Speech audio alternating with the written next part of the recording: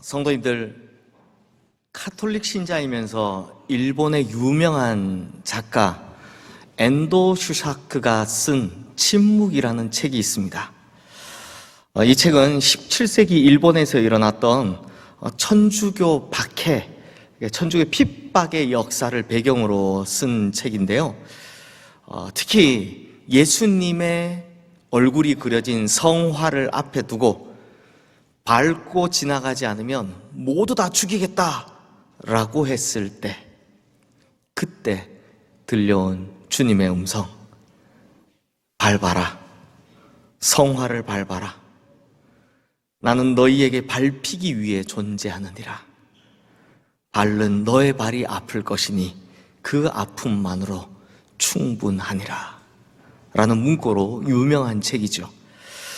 대강의 내용이 이렇습니다. 포르투갈에서 일본으로 선교를 떠난 페레이라라는 신부가 고문 끝에 배교했다라는 소식이 전해집니다. 이 페레이라라는 신부는 일본에서 30년 동안이나 힘들게 선교를 해온 덕에 많은 사람들에게 존경을 받던 신부였기 때문에 충격이 이만저만이 아니었습니다. 그래서 같은 예수의 소속이면서 페레이라 신부의 제자였던 젊은 신부 로드리고가 두 친구와 함께 사라진 스승을 찾아, 그리고 간 김에 복음을 전하기 위해 일본으로 떠나가게 됩니다. 하지만 이들 역시 일본에 도착해서 온갖 핍박과 박해를 받으면서 끊임없이 배교를 강요당하게 됩니다. 특히 로드리고는요, 자기 대신, 자기는 가만히 놔두고 다른 사람들이 고문받는 장면을 목격하고선 자기가 배교하지 않으면 이 사람들 모두가 다 죽을 텐데 어쩌지 하는 걱정을 합니다. 하지만 그 순간에조차도 침묵하고 계신 하나님에 대해 괴로워하는 모습이 나오죠. 그래서 이 책의 제목이 침묵인 겁니다. 하나님의 침묵이란 뜻이죠. 그러다 보니 이 책에서는 끊임없이 질문을 합니다. 하나님께서는 당신의 사랑하는 백성들이 고통받고 있을 때 도대체 어디에 계시는가? 하나님은 당신이 사랑하는 그 백성들이 고통당하고 있을 때 왜 가만히 계시는가 하는 질문이요. 성도님들, 이걸 신학에서는 신과 의로움을 합친 말로 신정론이라고 하는데요. 한마디로 하면 과연 신은 정의로운가 하는 겁니다. 그래서 신학에서도 신정론은 큰 난제입니다. 풀리지 않는 질문이죠. 주님께서는 사랑하는 자기 백성들이 고통받는 순간 도대체 어디에 계시는가? 침묵하시는 주님, 그 순간 침묵하시는 주님을 과연 의롭다 할 수 있는가 하는 너무나도 어려운 질문이기 때문입니다. 마찬가지로 오늘 본문 역시 이 질문에서 출발하는데요. 성도님들, 오늘 본문의 배경이 되는 마을은 베다니라는 마을입니다. 베다니는요, 예루살렘 중심에서 대략 한 3km 정도 떨어진, 그러니까 굉장히 가깝죠. 예루살렘 바로 옆 동편 언덕 너머에 있는 작은 마을이었습니다. 그리고 이 베다니에는 나사로의 가족들이 살고 있었습니다. 잘 아시다시피 나사로의 가족은 나사로, 마르다, 마리아, 이 세 사람이었죠. 그런데 마침 나사로에게 큰 일이 생겼습니다. 1절 말씀에서 볼 수 있듯이 나사로가 병들었다라는 겁니다. 심지어 죽을 병이 들었다, 심각한 병이 들었다는 겁니다. 그래서 나사로의 누이인 마르다와 마리아가 급히 예수님께 사람을 보내서요, 좀 도와달라, 와달라 라고 간청을 합니다. 그런데 성도님들, 여기서 이상한 일이 벌어집니다. 오늘 본문 아래에 있는 6절 말씀 우리 함께 읽어보겠습니다. 나사로가 병들었다 함을 들으시고 그 계시던 곳에 이틀을 더 유하시고. 나사로가 병들었다라는 소식을 들었을 때 예수님께서는 요단강 동편, 지금으로 말하면 요르단이란 나라가 있는 지역에 머물고 계셨던 것으로 보입니다. 그러니까 꽤나 거리가 멀었다라는 거죠. 그렇다면 지금 상황이 급박하니 나사로가 곧 죽게 생겼으니 곧바로 출발해도 모자랄 텐데, 아니 지금처럼 뭐 KTX나 비행기가 있는 것도 아니고 자동차가 있는 것도 아니니 걸어오셔야 하니 서둘러 출발하셔야 하는데, 이상하게도 예수님께서는 거기에 이틀을 더 유하셨다라는 겁니다. 그리고 뉘앙스를 보면 일부러 그렇게 늑장을 부르신 걸로 보입니다.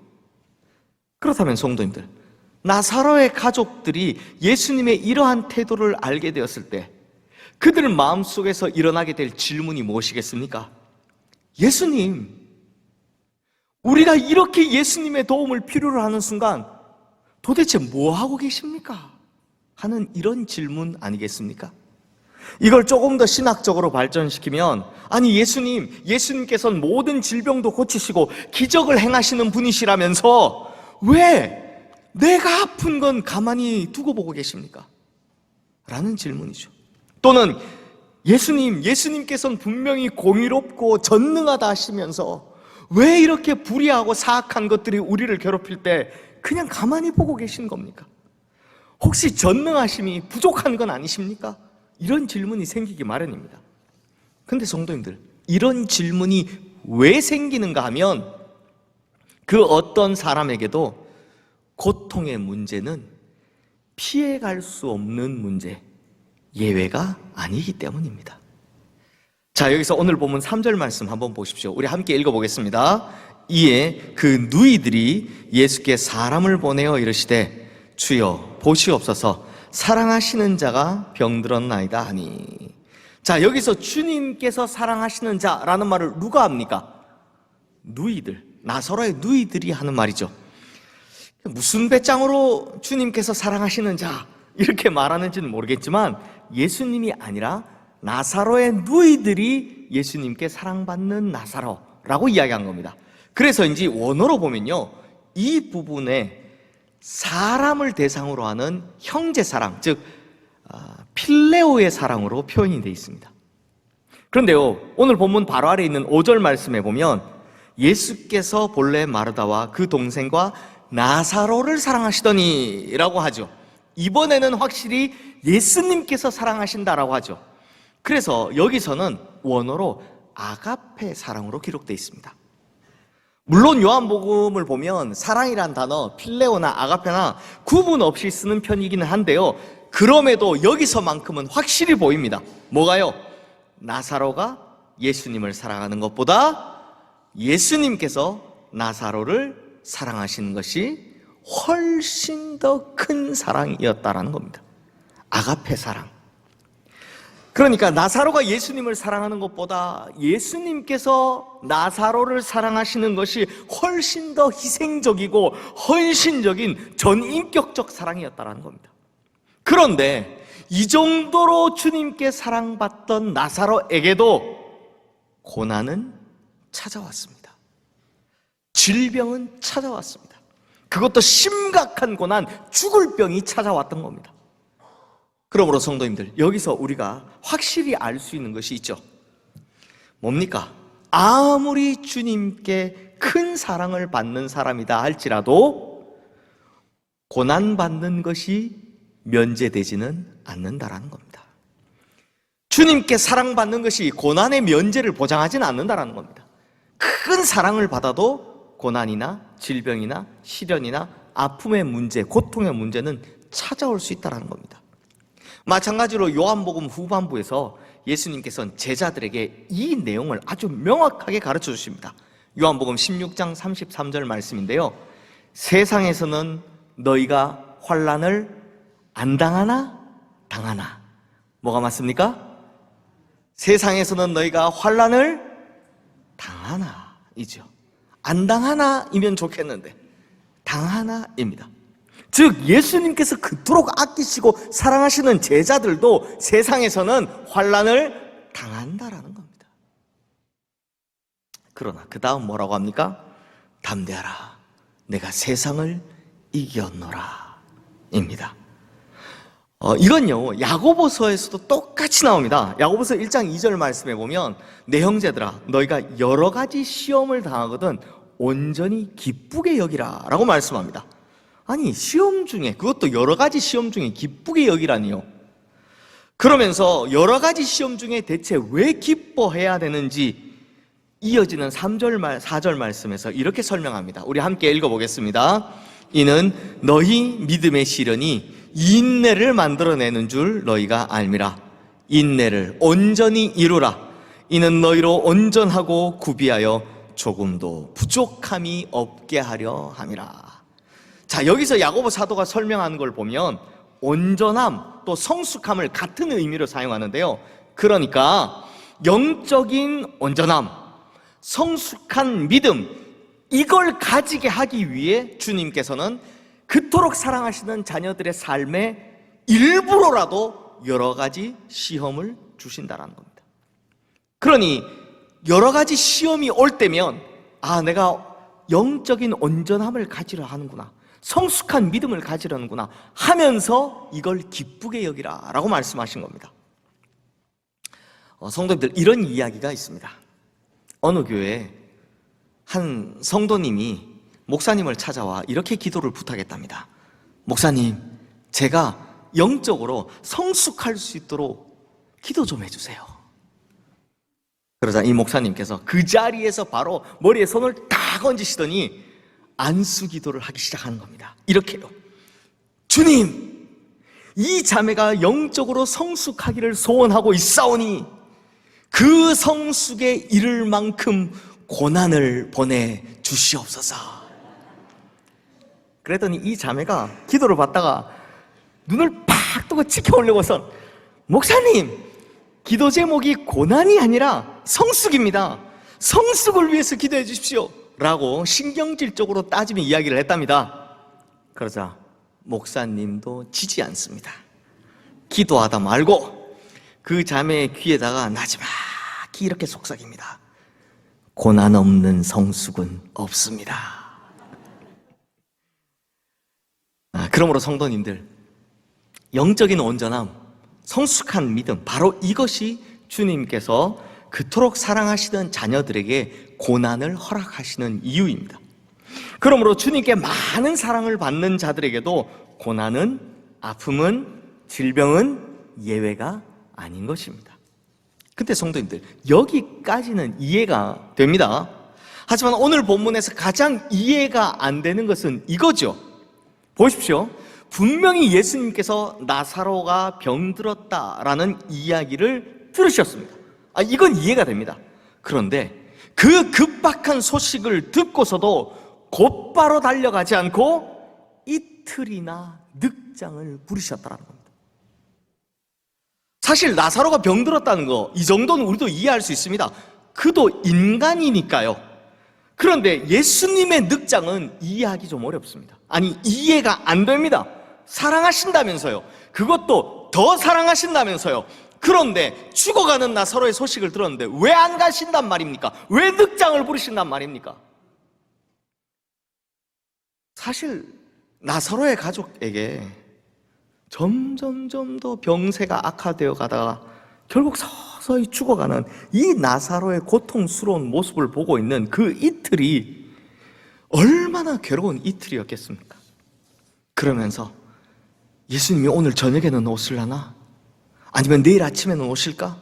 그래도 안 오면 오늘 저녁에는 오실까? 하며 기다리는 그 기다림이 얼마나 애가 타고 초조한 기다림이었겠습니까?